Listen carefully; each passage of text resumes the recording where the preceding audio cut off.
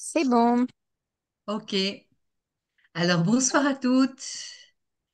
Nous allons lire la dernière paracha du Sefer Vaïkra euh, et qui s'appelle Bechukotai. Donc c'est la 10e et dernière section du livre, le Lévitique en français, qui s'ouvre au moment où Dieu promet au peuple juif que s'il se conforme à ses lois, Bechukotai, mes lois, dit Dieu, eh bien, il sera rétribué par une abondance matérielle, un bonheur, etc. Et l'inverse est également vrai. S'il néglige euh, d'observer les commandements, eh bien, il sera privé des bénédictions. Donc, il est bon de garder à l'esprit que la Torah, c'est notre vie, sans laquelle rien de juif, entre guillemets, ne peut se concevoir. Et généralement, nous la prenons comme objet d'étude. Et grâce à cette étude, normalement, hein, c'est ce qui devrait se passer, eh bien, ça nous remettra en question sur notre façon d'agir. On essaye d'améliorer ses traits de caractère et évidemment de devenir meilleur, de s'améliorer et comprendre, bien sûr, le sens de notre existence. Et d'ailleurs, puisque nous sommes dans le Homer, on était avec Rabbi Akiva et ses élèves. Un jour, vous savez que les Romains avaient mis un décret qu'il était interdit d'enseigner la Torah et que tout celui qui était en train de prier sur le fait d'enseigner la Torah était mis à mort automatiquement. Et donc, un juif vient voir Rabbi Akiva qui est en plein cours avec toute une assemblée d'élèves, mais il dit, Rabbi, tu risques ta vie. Et Rabbi Akiva lui répond, est-ce que si on sort les poissons de l'eau, puisque l'eau symbolise souvent la Torah, est-ce qu'ils peuvent vivre? Eh bien, la même chose pour un juif. Si on le sort de la Torah, il lui manquera une dimension de vie, une dimension spirituelle qui sera toujours comme un manque. Donc, Torah de vie, Torah trahie. Mais si on regarde le Rashi sur ce passouk, le premier verset de cette paracha, eh bien, Rashi nous dit qui n'ont pas seulement d'étudier la Torah. Et il nous dit donc, comment ça commence? Si dans mes décrets, im bechukota et telechu, si vous marchez dans mes lois, vous avancez dans mes commandements, vous les gardez et vous avez le désir de les accomplir, eh bien, Rashi nous dit qu'il faut être amelim batorah. La amal, ça veut dire se fatiguer dans la Torah.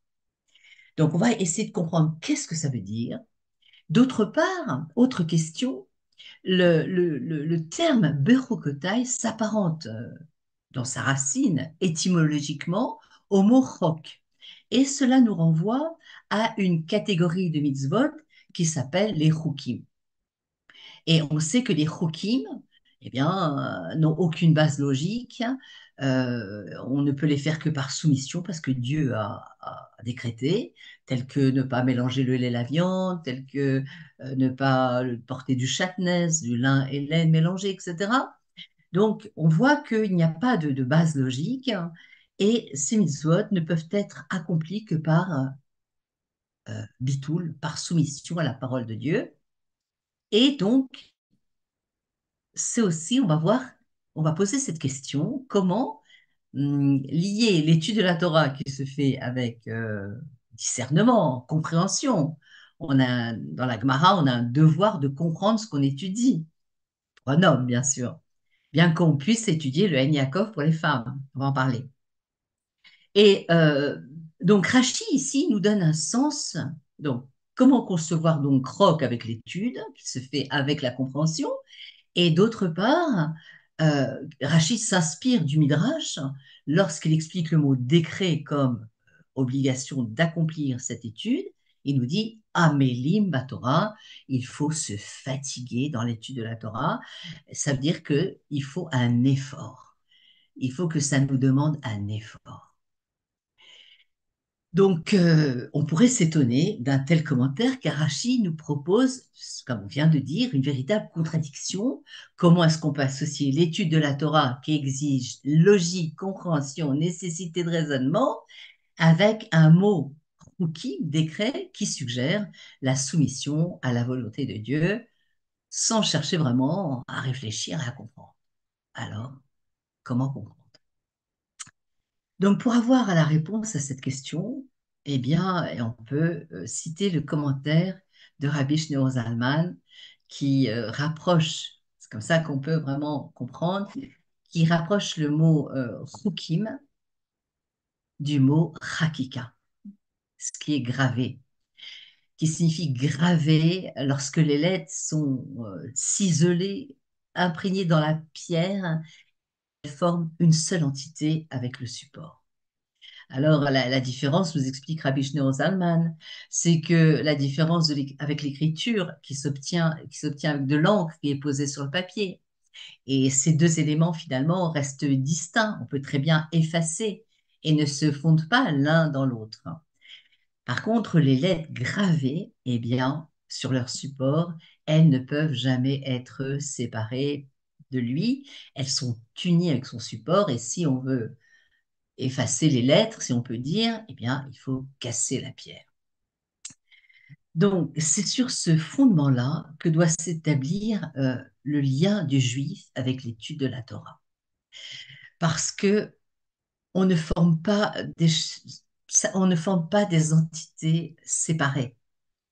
On est, on est dans notre âme, la Torah, elle est gravée dans l'âme d'un juif et ne forme avec lui qu'une seule réalité, nous explique le rabbi. Donc, comment peut-on arriver à vivre cette unité?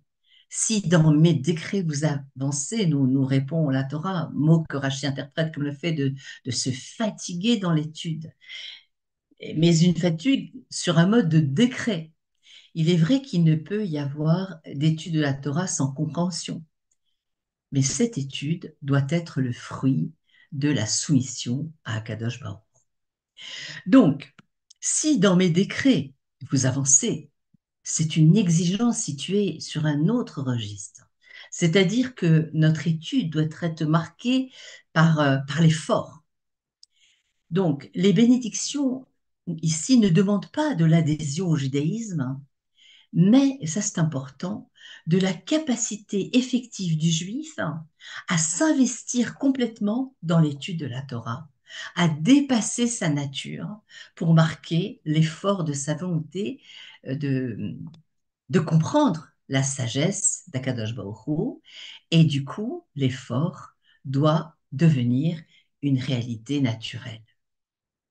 D'ailleurs, si l'on fait l'anagramme du mot Adam, Aleph Dalet même, on permute les lettres, on trouve Méod, qui signifie beaucoup, très.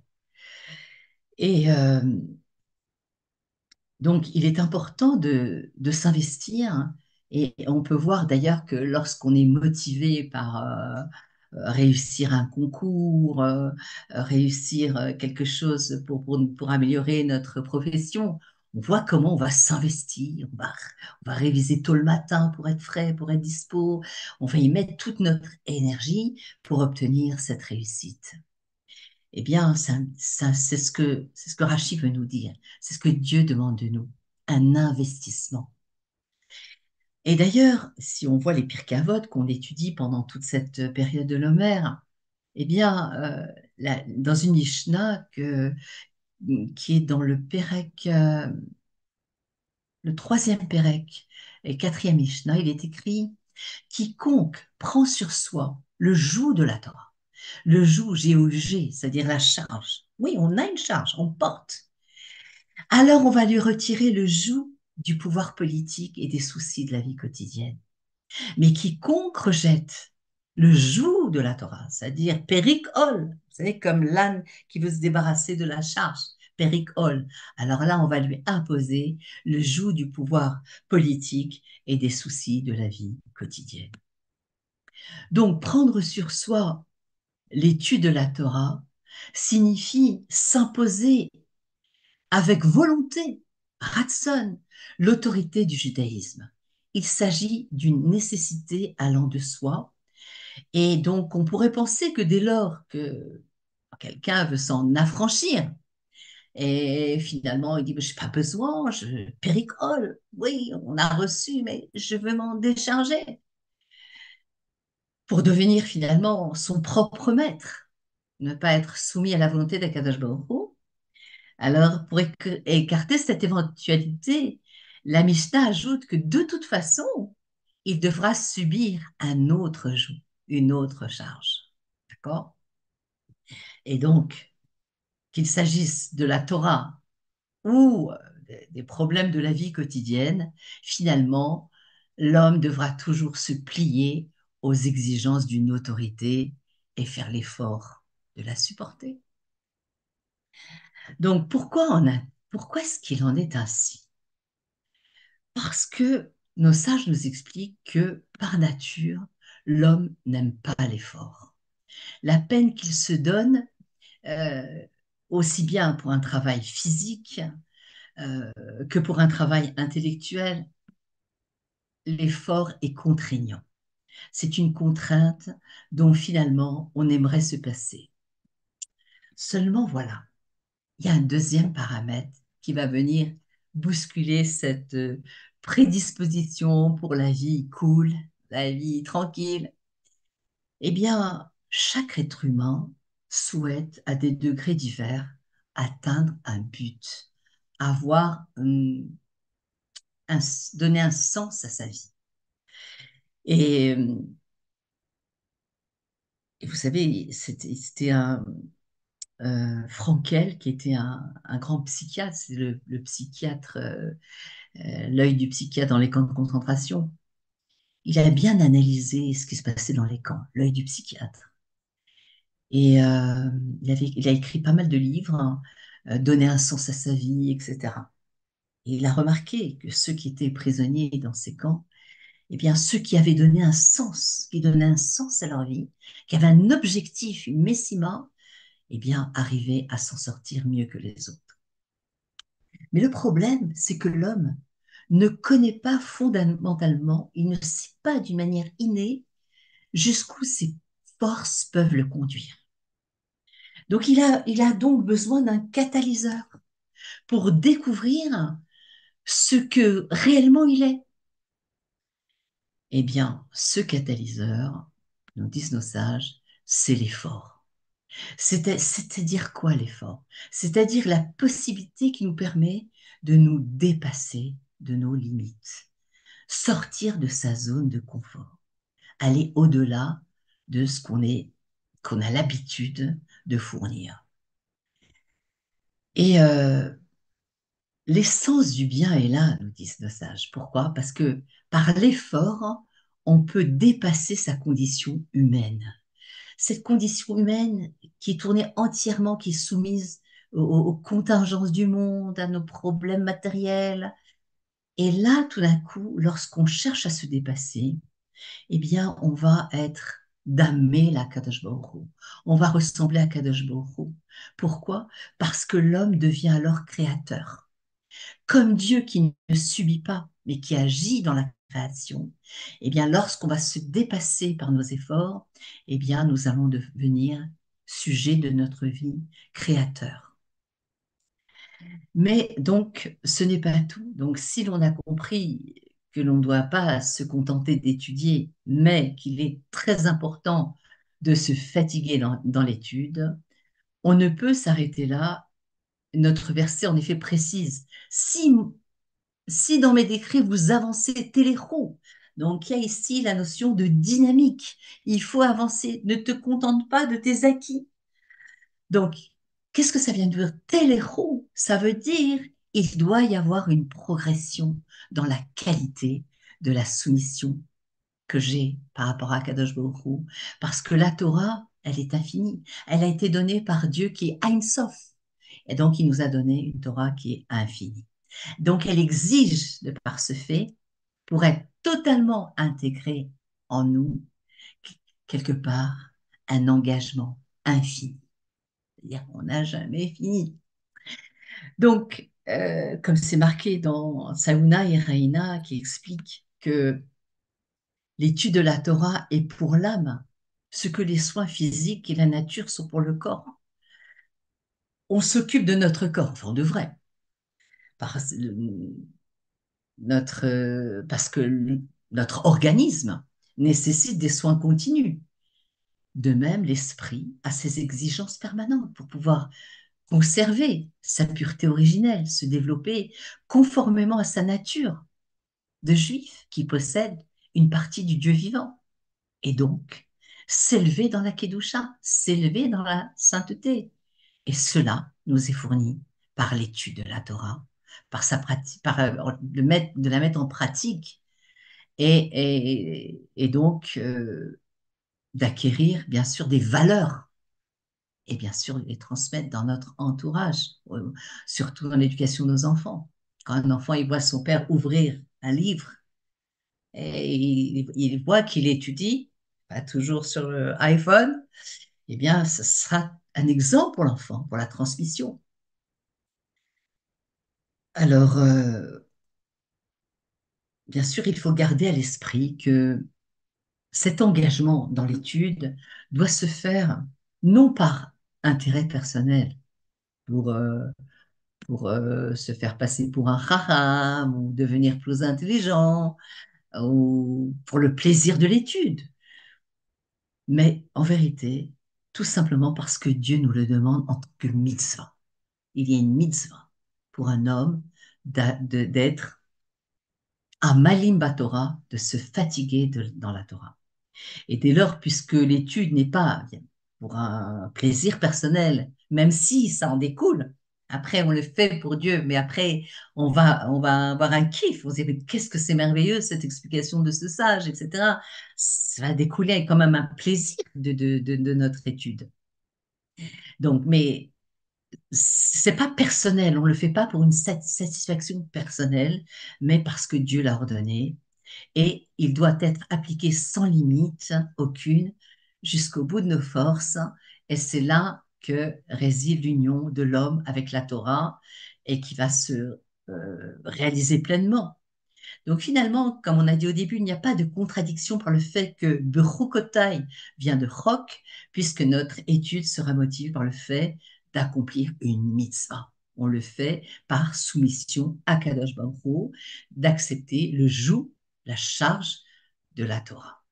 Et donc, quand notre judaïsme est constamment marqué par l'effort, comme on a dit, Chakika, on le révise, l'Arzor à l'Aïnanim, faire Chazara, on revient sur notre étude, hein.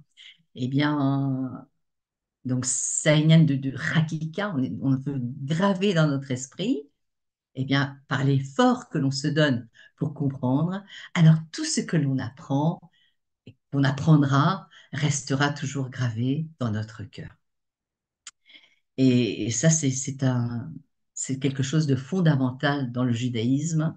Et à travers les siècles, eh bien, nous avons tellement d'histoires merveilleuses de nos Chachamim qui ont fait Messirut Nefesh. On a parlé de Rabbi Akiva au temps des Romains, mais plus proche de nous, la révolution bolchevique, sous le bolchevisme, où on fermait les mikvaot, où l'étude de la Torah était interdite, on voulait éradiquer toute trace de judaïsme, eh bien, on va voir, je voudrais vous raconter une histoire sur, donc c'est le Rav Eliezer Karazik, l'un des guides spirituels des Chassidim de Tel Aviv dans la génération précédente, qui raconte. Un jour, Rav Israël de Nevel était l'un des grands chassidim du Rabbi Rayatz de Rabbi Yosef Yitzhak. En Elul 1937, la police secrète russe a découvert un cheder clandestin. Et voilà, on ne pouvait pas laisser les enfants sans l'étude de la Torah. Donc, il y avait plein de chadarim clandestins qui s'ouvraient dans les caves, etc. Et donc, ce Rav Israël de Nevel était le directeur de ce Reder clandestin. Bien sûr, il a été dénoncé et il a été arrêté. Il a subi d'interminables interrogatoires ponctués de tortures et d'humiliations. et il est resté en prison pendant 11 mois jusqu'en Tishri 1938. Des amis de la famille conseillèrent alors à son épouse d'inscrire leur fille à l'école communale, ce qui était de nature à mettre un terme à l'incarcération de Rav Israël ou en tout état de cause de réduire le temps de son emprisonnement. Donc ils sont revenus à la charge auprès de sa femme à plusieurs reprises, ils ont réitéré le conseil. Finalement, l'épouse du Rav Israël a cédé aux pressions et elle s'est laissée convaincre. Donc, elle a inscrit sa fille à l'école, elle lui a acheté toutes les fournitures scolaires et dès la rentrée des classes, la jeune fille a fréquenté l'école communale. Moins d'un mois plus tard, le lendemain de Yom Kippour, Rav Israël a été libéré. Pendant la fête de Sukkot, sa fille ne s'est pas rendue à l'école. Puis le lendemain de Simchat Torah, elle a pris son cartable et s'est apprêtée à quitter la maison. Rav Israël a demandé à sa fille, sa femme, c'était les fêtes, elle ne lui avait rien dit. Donc Rav Israël a demandé à sa fille où elle allait et celle-ci lui a expliqué qu'elle fréquentait l'école publique. Et depuis la rentrée, car on avait dit à sa mère que sa libération pouvait être obtenue de cette façon et c'était effectivement ce qui s'était passé. Rabbi Israël lui dit alors, eh bien, s'il en est ainsi, je retourne immédiatement en prison. La jeune fille a été frappée de stupeur par la réaction de son père, qui était prêt à rester en prison et à risquer sa vie pour que ses enfants aient une éducation juive sans compromis. Donc ça, c'est le Messirut Nefesh de générations qui nous ont précédés. Et vous savez, j'ai lu une explication très belle sur Im Bechukotai Telechu. Donc, im, c'est la conjonction de restriction. Si vous respectez, si. Mais je ne rappelle plus le nom d'un grand rave qui a dit, on peut comprendre ceci par lou, alvaï. C'est comme si ce si-là était une prière. Dieu nous demande si seulement vous marchiez dans mes décrets. Alors, ça serait pour votre bonheur, ça serait pour la Geoula Shlema Bekarov. Donc, c'est comme une supplique que Dieu formule. J'ai beaucoup aimé cette explication. Parce qu'on est ses enfants et un père, il ne veut que le bien de ses enfants. Donc, à nous de jouer. À nous, en tant que femmes, nous n'avons pas l'obligation, comme les hommes, d'avoir cette injonction de l'étude de la Torah, mais on peut se réjouir lorsque notre mari ouvre un livre. Eh bien, on lui exprime sa joie. Lorsque notre mari étudie avec notre enfant pour lui transmettre avec émouna, avec zèle, avec conviction, eh bien, on doit montrer notre bonheur, on doit rayonner de bonheur de voir que règne dans notre maison l'étude de la Torah qui résonne. Et nos murs absorbent cette étude. Et un jour, quand Mashiach viendra, nos murs parleront. Ils diront, oui, dans cette maison, on a étudié. Et comment on a étudié? Avec conviction, avec Amalim Batorah, malgré les efforts, le père qui rend du travail, malgré sa fatigue, il va réserver un temps pour étudier avec son enfant. Et donc, nous, en tant que femmes, eh bien, nous devons encourager cela en montrant notre joie, notre allégresse de voir que l'étude se poursuit envers et contre toutes les difficultés. Voilà. Je vous souhaite Shabbat Shalom ou Mevorach. Gisèle? Razak, Rayar, Razak, Razak. Bravo, bravo. Voilà. Très, très À beau. Très, bientôt très beau. et Surtout Mashiach bien now. dit. Tu m'entends? Attends, Comment? j'ai le Bluetooth. Tu m'entends?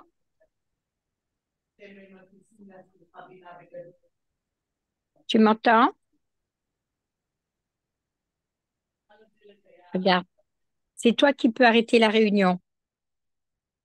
Merci. Bonsoir, bonsoir. Razak, Razak.